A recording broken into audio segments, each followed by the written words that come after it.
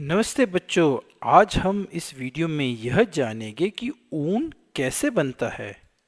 आपने पिछले वीडियो में देखा था कि किस प्रकार पौधे हमें कपड़े बनाने के लिए रेशे प्रदान करते हैं, लेकिन हमें जानवरों के योगदान को नहीं भूलना चाहिए, क्योंकि हमें जानवर से भी रेशे प्राप्त होते हैं।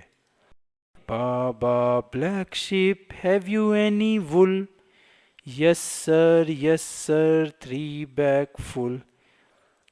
यदि आपने इस नर्सरी राइम को सुना है तो मुझे यह बताने की ज़रूरत नहीं है कि हमें ऊन कहाँ से मिलती है। जी हाँ, भेड़ यानी शीप से। हमें भेड़ जैसे जानवरों से ऊन मिलती है, जिससे हमारे स्वेटर बनते हैं जो हमें कपकपाती सर्दियों में गर्म रखते हैं। हम सर्दियों में ऊनी स्वेटर पहनते हैं जो हमें गर्माहट और आराम का एहसास कराते हैं। ऊन के रेशे कॉटन और सिल्क से मोटे होते हैं। ऊन से बने कपड़े काफ़ी लचीले होते हैं। हवा ऊनी कपड़ों के रेशों के बीच अटक जाती है और हवा गर्मी की यानी हीट की पुअर कंडक्टर होती है। इसीलिए जब हम स्वेटर पहनते हैं तो यह हमारे शरीर की गर्माहट को बाहर जाने से रोकती है और हमारा शरीर गर्म रहता है। चलिए अब हम यह जानते हैं कि जानवरों के खाल के बालों से हमारे कपड़े कैसे बनते हैं। भेड़ की ऊन का ज़्यादा इस्तेमाल किया जाता है, तो चलिए यह पता लगाते हैं कि हमें भेड़ से ऊन कैसे मिलता है। भेड़ के शरीर पर बालों या फ्लीस का मोटा आवरण होता है। सर्दियों के बाद इस बाल की सतह को उस्तरे या शेविंग मशीन द्वारा भेड़ से अलग किया जाता है। ठीक वैसे ही जैसे एक नाई सिर के बाल मूंदता है, हमारे बालों की तरह भेड़ के बाल भी फिर से बढ़ जाते हैं। सभी फ्लीस समान गुणवत्ता के नहीं होते हैं। जरा अपने हाथ, शरीर और अपने सिर के बालों को छूकर देखिए, इन सभी में फर्क है ना। उसी प्रकार फ्लीस के रेशों की लंबाई अलग अलग होती है। कुछ रेशे अत्यधिक मोटे और बेकार होते हैं। सामान्यतः भेड़ों के कंधों और बगल से उगने वाला ऊन अच्छी किस्म का होता है। अब इन ऊन के रेशों की छटाई की जाती है और उनमें से अच्छी किस्म के ऊन को हमारे लिए अलग कर लिया जाता है और बाकी बचे बेकार, मोटे, कमजोर और खराब ऊन को निकाल दिया जाता है। फ्लीस में धूल, जीवाणु, तैलीय पदार्थ, भेड़ का सूखा हुआ पसीना मिला रहता है। इसलिए इन सबको हटाने के लिए फ्लीस को गर्म पानी, साबुन, बहुत सारा डिटर्जेंट मिलाकर साफ किया जाता है। फिर इस धुले हुए फ्लीस को सुखा दिया जाता है। भेड़ के प्राकृतिक फ्लीस का रंग सफ़ेद, काला या भूरा होता है। इसलिए ऊन के रेशों को अलग अलग रंगों में रंगा जाता है। फिर घुमावदार रेशों को सीधा करके कंघी किया जाता है। यह प्रक्रिया कंघी करने जैसी ही होती है। इससे ऊन के रेशों को सुलझाया जाता है।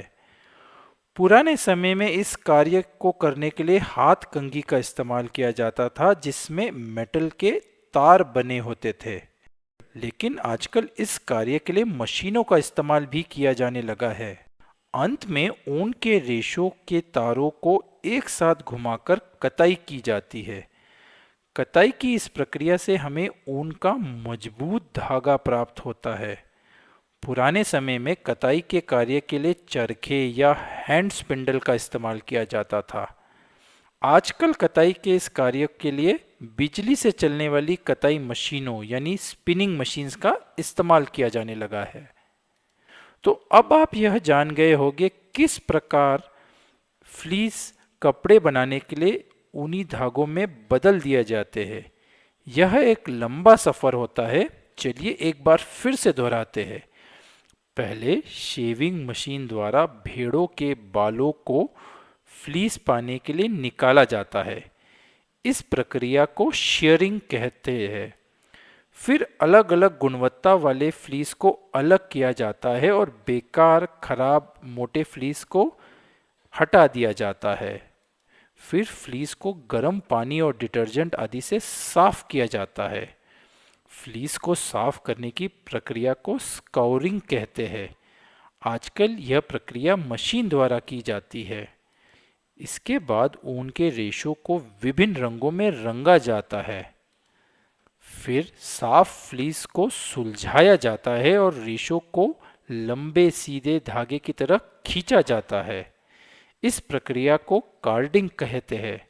कार्डिंग के द्वारा हमें फ्लीस से ऊन एक पतला कमजोर तार के रूप में मिलता है। इन पतले तारों को एक साथ कताई करके ऊनी धागा बनाया जाता है।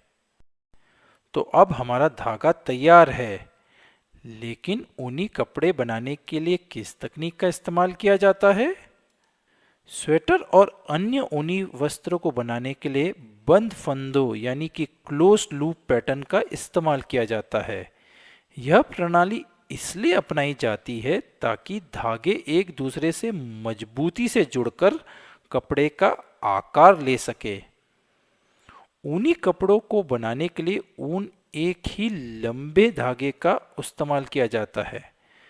कितनी अचरज की बात है ना कि एक अकेला धागा, बड़ा सा धागा एक स्वेटर में बदल जाता है। इस विधि को बुनाई या निटिंग कहा जाता है। निटिंग बड़ी सिलाइयों की मदद से हाथ से भी की जाती है और इसे मशीन द्वारा भी किया जा सकता है।